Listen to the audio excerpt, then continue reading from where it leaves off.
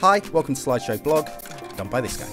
Hello you, Slideshow Blog on the road this week, coming at you from Reading. Visiting family, lovely to see them all except for my beautiful sister, still up in Nottingham. And great to catch up with my grandmother, or Bubba as she's known. She cooks great food and she tells the most amazing stories. Me and my brother Zed, that's him there, sat and realised something about one of her stories. She tells the story of when she was growing up in World War II, how she used to taunt the local soldiers and they would drag her by her ear back to her parents' house saying, look, keep control of your daughter. And we sat and we worked it out. It wasn't the Yugoslav soldiers. It wasn't the Allied soldiers. No, my grandmother used to go out and taunt Nazis as a child. And what's brilliant is that they used to march her home. They couldn't handle her. They used to march her home and say, please take care of your child. So don't mess with my grandmother or her chicken soup. If you're watching this on Friday the 1st, sad news, a year ago today, Mitzi the 3rd got taken away from us.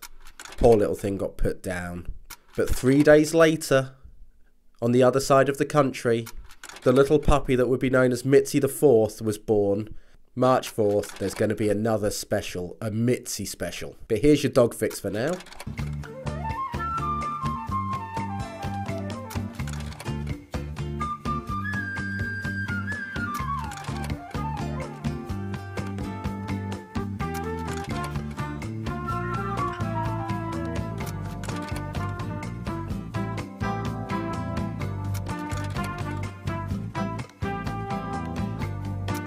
My friend Kyle, that's him there looking like Kenny Everett, ranked this on the gayometer as gayer than that hot tub that all the male Olympic divers sat in to keep their muscles warm, which I think you'll find is pretty gay.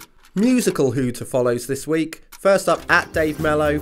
He's the creator of the music used in Slideshow Blog. Slideshow Blog 6 and I haven't thanked him. Whoops. He's an amazing chef, but he's actually a better musician. We've got an album on the computer called A Little Bit of All Sorts that we still listen to 3 years later. That's it playing in the background. It's amazing. I'll shut up for 10 seconds.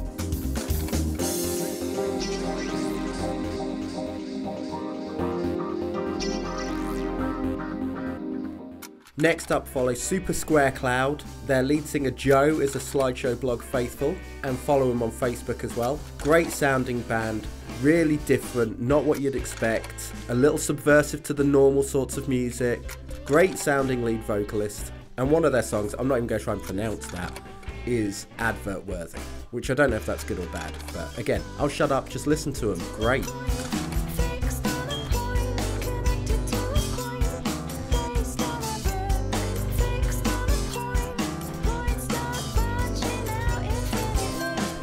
This week an extended yay or nay on what to watch. We'll start off with the nay, Black Mirror. Created by Charlie Brooker, who seems to have been appointed as the creator of quality work.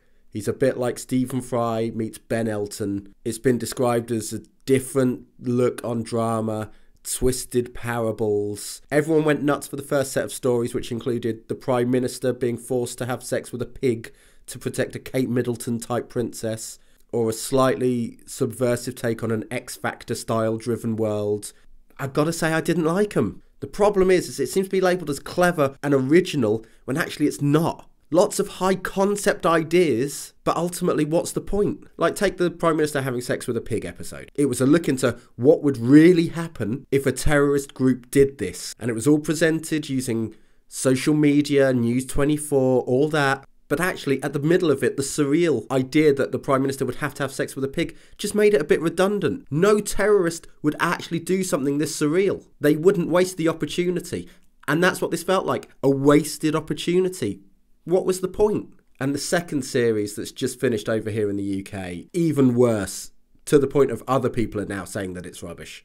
The first one was about how a woman who was grieving over the death of the love of her life could use online experiences to kind of recreate him. Which is a great idea, don't get me wrong. But ultimately the story was about how a robot version of her husband wasn't the same as her real husband. He could have told a story about how the online version of the hubby that she recreates was totally different because his online experiences were totally different to his real life experiences.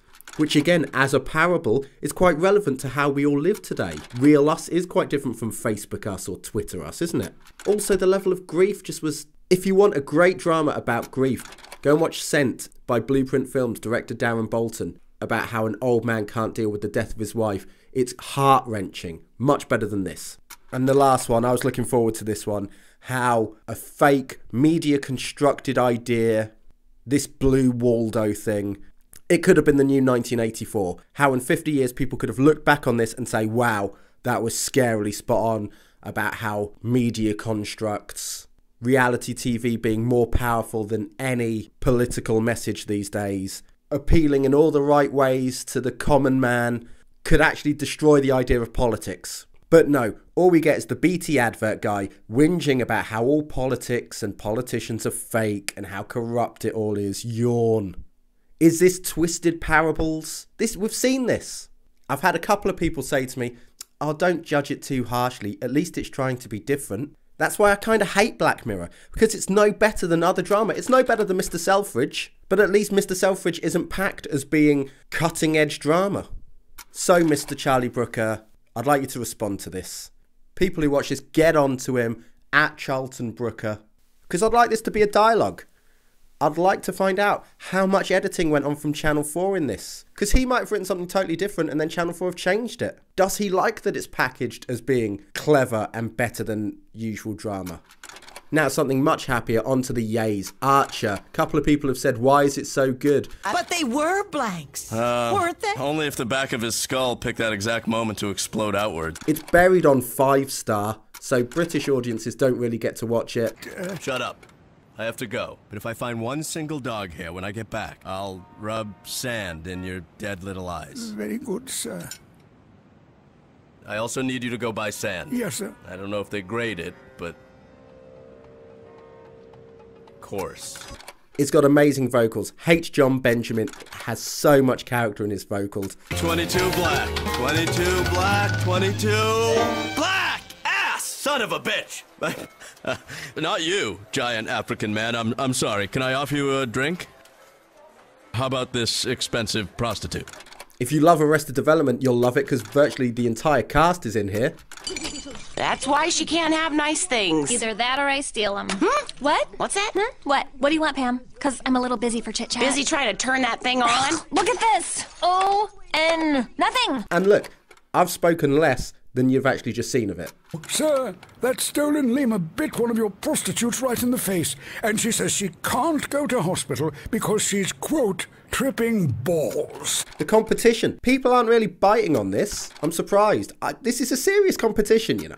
We've got 6 people in with the shout. So again, to recap, 250,000 followers on Twitter. So tell everyone now. 100,000 viewers on this blog, the last blog. Blog 7, Blog 8, Blog 9. Answer the secret questions that come in, which some of you have done, and retweet the competition tweets.